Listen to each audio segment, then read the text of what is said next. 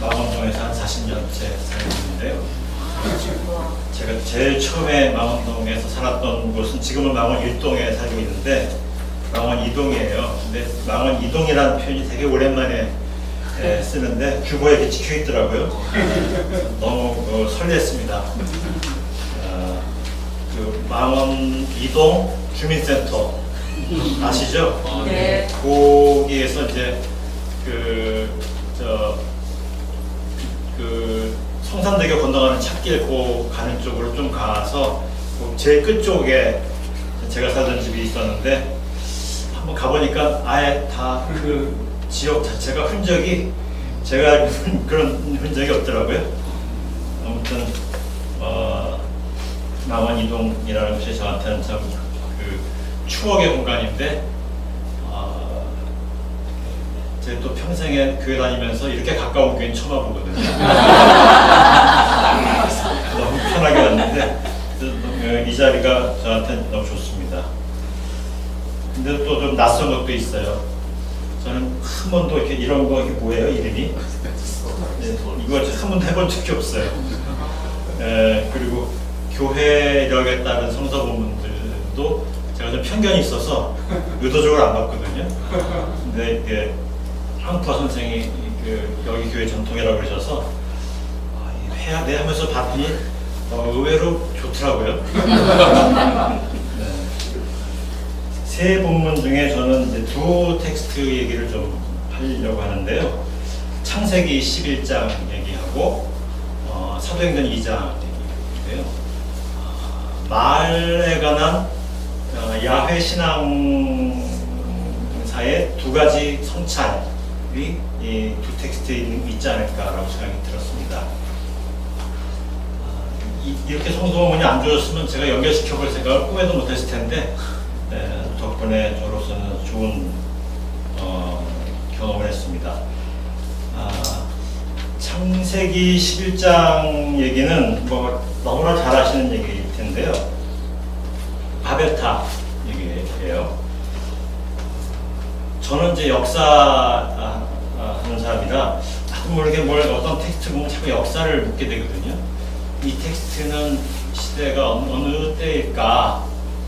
제 생각으로는 이제 바벨로니아 제국이 멸망한 이후에 바벨로니아 지역에 유배됐었던 이스라엘 유대계 지식인들이 이러한 성찰에 이르게 된 것이 아닐까 추측을 해요. 그렇게 보면 기원전 5세기 정도 이후일 것 같고 아무리 늦어도 헬레니즘 시대 초기 그러니까 기원전 3세기 좀 아닐까. 그래서 5세기에서 3세기 사이에 이것이 이런 얘기가 나왔을 것이다라고 추측을 하는데 제가 그 위에서는 그렇게 얘기했어요. 근데 사실 좀 헷갈리는 것은 창세기 14장에 보면 성서 이렇게 처음부터 읽고 할 때 걸리는 부분들이 몇 개 나오잖아요. 족보 나올 때 걸리고. 근데 그 중에 또 걸리는 것 중에 하나가 낯선 지명과 이름 나올 때 걸리는데 14장에 나옵니다. 5 왕과 4 왕의 전투에 관한 얘기인데요. 그게 이제 북시리아나 터키 지역이나 메소포타미아 지역에서 온 군대가 사해 부근, 사해 남쪽 그리고 동쪽 지역에 이 작은 나라들과 전투를 벌이는 얘기예요.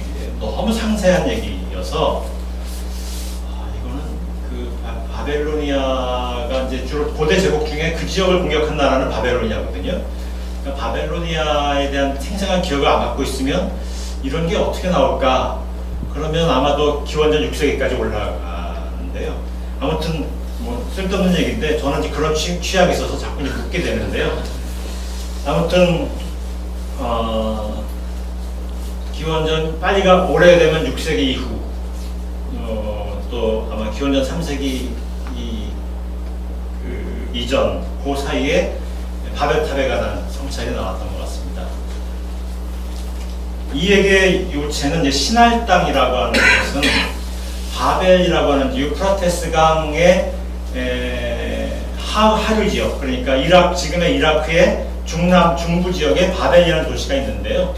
그 도시를 중심으로 하는 지역이 시날인데, 바벨로니아가 이제 커지면서 시날 지역도 좀 커지고 그랬어요. 그래서 그 영역에 대한 명확한 규정을 하기 어렵지만 아무튼 이라크 남부 지역이라고 추측하시면 될 텐데, 그 지역에서 하늘에 닿는 탑을 쌓는 얘기입니다. 유다국은 팔레스티나에서 후진국에 속하거든요. 이 후진국에 속하는 팔레스티나에서 나름대로 자기들끼리는 성전을 높이 짓고 그 성전을 통해서 하늘의 소리를 들으려고 했지만, 이 사람들이 바벨로니아로 유배되면서 자기 나라보다 수백 배나 큰 제국의 어마어마한 건조물들을 본 거죠. 또 신을 경배하는 신전들도 상상할 수 없을 정도로 높은 신전을 보고, 그러면서 아마 바벨탑에 대한 생각을 하게 된 거 아닐까 생각이 들어요. 그래서 저 탑 꼭대기 하늘에 닿는 하늘에 가까이 가면 하늘의 소리를 들을 수 있을 거라는 생각. 그래서 바벨탑의 얘기는 그런 얘기입니다.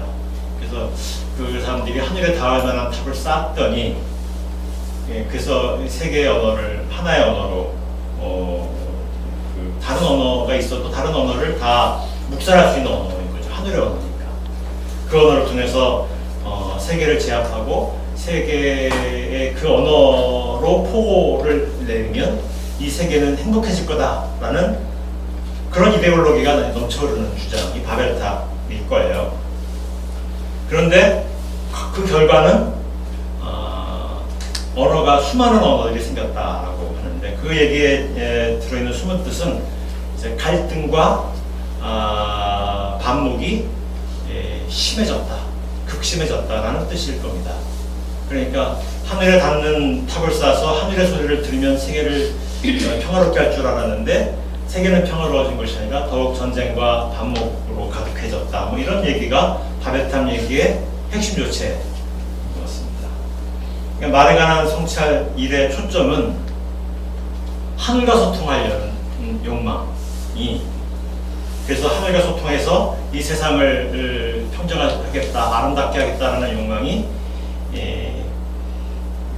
그 생각과는 달리 세상을 위험하게 했다라는 성찰일 겁니다.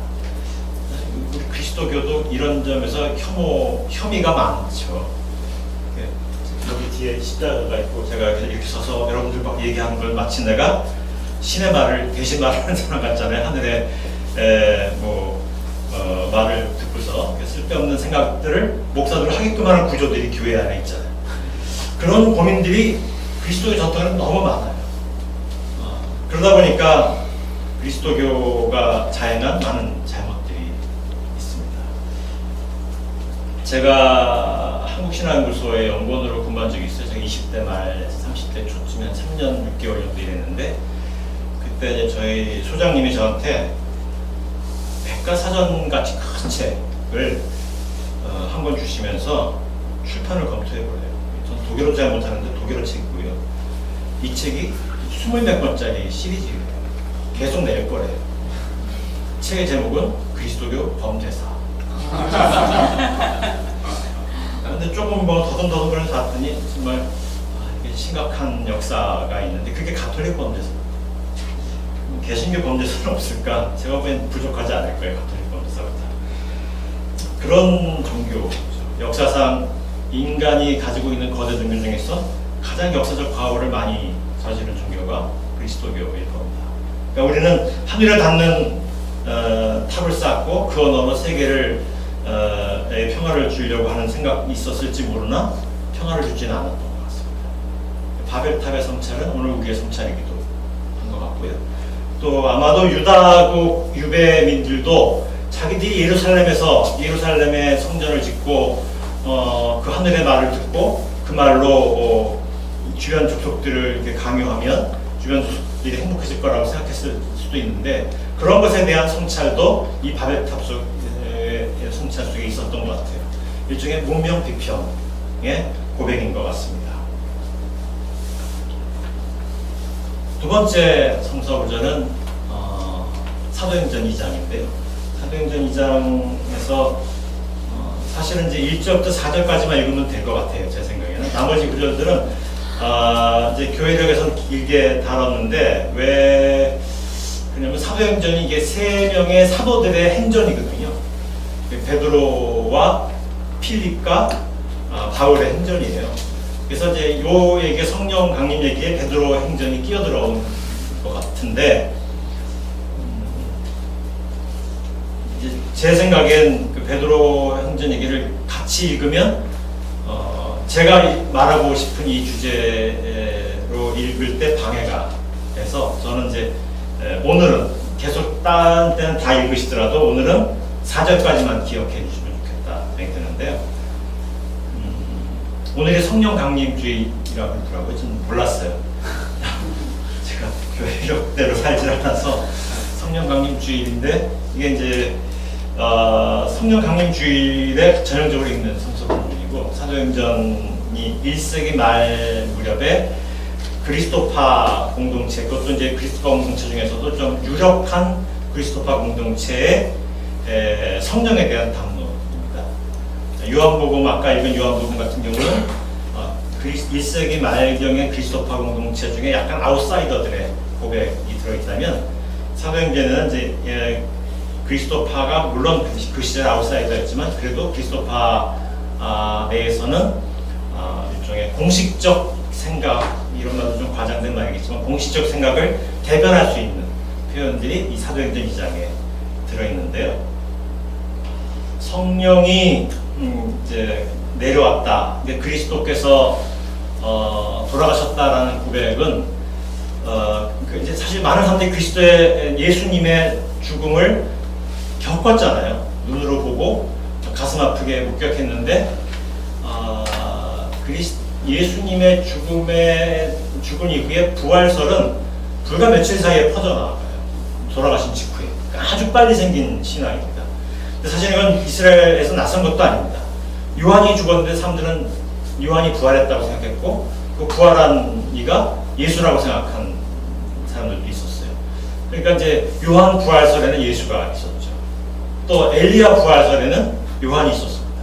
그러니까 이스라엘에서 이제 부활이 낯설지 않은데 예수도 예수님도 돌아가시자마자 부활했다는 얘기가 아주 빨리 퍼져 나갔는데 그러면서 이제 그 부활에 관한 성찰들이 막 이어지다가 그분이 부활했으면 같이 살아야 되잖아요. 같이 살았다는 얘기들이 이어지고 근데 그분이 지금 없잖아요. 그러니까 이제 하늘에 오르셨다. 그분은 이제 우리가 어떻게 함께하지 하면서 발견해낸 신앙적 성찰이 성령입니다. 이게 놀라운 성찰. 이제 몸으로 같이 하지 않아도 시간과 공간을 넘어서 우리와 함께한다라는 고백이죠.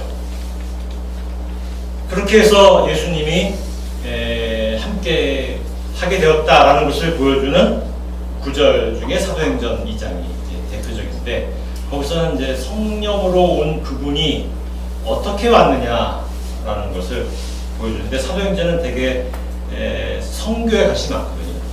그래서 예루살렘과 유대와 사마리아와 땅끝까지 복음이 전파될 것이다 이런 주장을 하는데요. 그렇기 때문에 이제 사도들의 행전은 복음 전파의 행전이에요. 근데 그런 맥락에서 성령도 선교의 영으로 온 거죠. 근데 어떻게 왔냐면 사람들의 입으로 성령이 말을 해요. 그러니까 영이니까 말하기가 어렵잖아요. 제가 어제 며칠 전에 강릉에 갔다 왔는데 어떤 어른의 돌아가신 것을 이제 추도식 때문에 갔어요. 근데 그때 이렇게 가는데 차로 운전하면서 창밖으로 이렇게 손을 이렇게 내밀고 있는데 바람이 막 불면서 손에 이렇게 느껴져요. 요한복음에 보면 성령이 바람이었 같아서 어디서 와서 어디로 가는지 모른다고 하고 있는데 내 손에 그 느낌이 오는 거예요. 내가 성령을 만지는구나, 느끼는구나. 그분을 내 손으로 잡을 수는 없지만 내가 느끼는구나 이런 생각을 하게 됐는데 사도행전 공동체는 성령의 소리를 들었다는 거죠. 그리고 그 소리를 말하게 됐다는 거예요. 그것을 뭐라고 표현하면 방언이라고 표현했습니다. 근데 그 방언은 우리가 익히 알고 있는 방언이 아니라 사람들이 들을 수 있는 말이에요. 방언은 우리가 되게 소리이지만 말이 되지 못한 소리 같은 거거든요. 우리가 흔히 알고 있는 성령, 이 방언은. 근데 이 방언은 말이에요. 근데 어떤 말이냐면 나의 말이 아니라 내가 말을 하는 공동체에 있는 나의 대중이에요. 그러니까 그들의 말로 그가 말을 한다라는 것이죠. 그러니까 타인의 말로 말하다라는 것이 사도행전 2장 성령에 관한 이야기의 말에 관한 성찰. 그러니까 이 창세기 11장의 바벨 이야기의 핵심은 하늘에 닿는 탑을 쌓아서 하늘의 말을 듣고 그 말을 전해서 세상을 평화롭게 하겠다라는 꿈이 얼마나 위험한지에 대한 문명 비판의 글이었다면, 사도행전 2장은 그러면 어떻게 말할 것인가라는 고민으로 이어지면서 이제 선교에 관한 얘기를 하면서 내가 나의 말로 하지 않고 그이들의 말로 한다. 그이들의 경험 안으로 들어가고 그이들의 생각 안으로 들어가고 그러면서 이제 나의 말을 주기 위한 노력을 해야 되는 이런 것이죠. 근데 사실 이제 이 말을 최근에 제 친구들 중에 대기업에서 그 직원들 교육하는 사람들이 있거든요. 이 사람들이 저만 만나면 이제 자꾸 종교 얘기를 하고 싶어지나 봐요. 말을 뭔가 해야 되니까. 그래서 말하면서 우리들이 요새 마케팅의 대세가 뭔 줄 알아? 그래서 마케팅의 대세는 영성 마케팅이야, 이렇게 얘기를 해요. 필립 코틀러라는 분이 제가 그래서 찾아보니까 이게 경영학의 구루라고 하는 분이래요. 경영학의 이런 표현이 이제 좀 안 좋지만 아버지 뭐 이런 거. 왜 아버지라고 그러더니 모르지만 경영학의 아버지라고 불리는 사람이에요. 근데 그분의 주장이 마켓 1.0, 2.0, 3.0이 있는데 1.0의 시대는 이성의 마케팅이고 2.0의 시대는 감성의 마케팅이라면 3.0의 시대는 영성의 마케팅이에요. 근데 이제 제한테 말한 친구는 엔지니어거든요. 제가 원래 자연과학을 했기 때문에 제 친구 중에 엔지니어들이 많은데 그 친구는 이제 휴대폰을 만드는 회사에 있는데 요새 이제 휴대폰 앱을 통해서 영성 마케팅을 하면 어떻게 되냐면 우리가 종교적 체험을 할 때 우리 뇌파가 있잖아요. 반응을 할 거 아니에요. 그 뇌파와 같은 반응을 하게끔 어플을 만듭니다. 그러니까 이제 우리는 어플을 통해서 영성을 체험한다는 거예요. 그리고 이건희는 이제 자기 직원들을 향해서 이 직원들이 다 남자였나 봐요. 그래서 뭐라고 말했냐면 마누라와 자식 빼고는 다 바꿔라 이렇게 얘기를 해요. 그러니까 그 얘기는 뭐냐면 내가 누구한테 물건을 팔기 위해서는 그 사람이 되라는 얘기. 영성 마케팅이죠. 사도행전이 말하는 영성 마케팅을 기업에 먼저 하고 있는 거. 그 그리스도교는 내 말하게 급급했는데 내 말하는데 급급해갖고 다른 사람 말을 안 듣는 종교가 돼버렸잖아요. 그래서 불통의 종교의 상징이잖아요, 우리 개신교가. 근데 도리어 이제 기업가들이 그런 일들을 하고 있는 거예요. 그래서 저는 이제 타인의 말로 말하는 것도 참 위험하구나. 타인의 말로 말하는 것이 누군가의 영혼을 파헤치는 것일 수도 있겠구나, 그런 생각을 했습니다. 그래서 이제 첫 번째는 이제 창세기에 하늘에 닿는 말을 통해서 세상의 말을 하려고 했었던 것에 관한 위험함에 관한 얘기. 사도행전은 타인의 말로 말하는 것에 관한 선교의 가능성에 관한 얘기였는데, 지금 오늘 우리는 그것도 넘어서요. 타인의 말로 말할 때조차도 더 성찰해야 되는 상황에 도달했습니다. 그러니까 그리스도교는 정말 게으른 종교인데요. 그래서 자꾸 뭔가 바뀌는 세상을 읽으려는 노력을 별로 안 하는데 세상은 우리가 감당할 수 없을 정도로 바뀌어가고 있고 심지어는 성서가 말하고 있었던 정신조차도 우리보다 먼저 실천에 옮기고 있는데 그것에 대해서 우리가 좀 위험하게 느낄 만큼 영혼까지 마케팅하고 있는 그런 것을 보게 되는데, 그래서 우리는 그럼 뭘 만들어야 되나? 우리 복음을 또 만들어야 되나? 이런 고민에 빠지면서 우리는 그런 성찰을 끊임없이 해야 하는 사람들이다. 그래서 제가 오늘 세미주교회 분들과 제가 같이 고민하는 것은 타인의 말로 말하는 것이 중요하지만 타인의 영혼을 빼앗기 위해서 말하는 것이 아니라 타인의 영혼에게 다가가기 위해서 말을 해야 되겠다. 그런 것을 위한 복음의 가능성에 대해서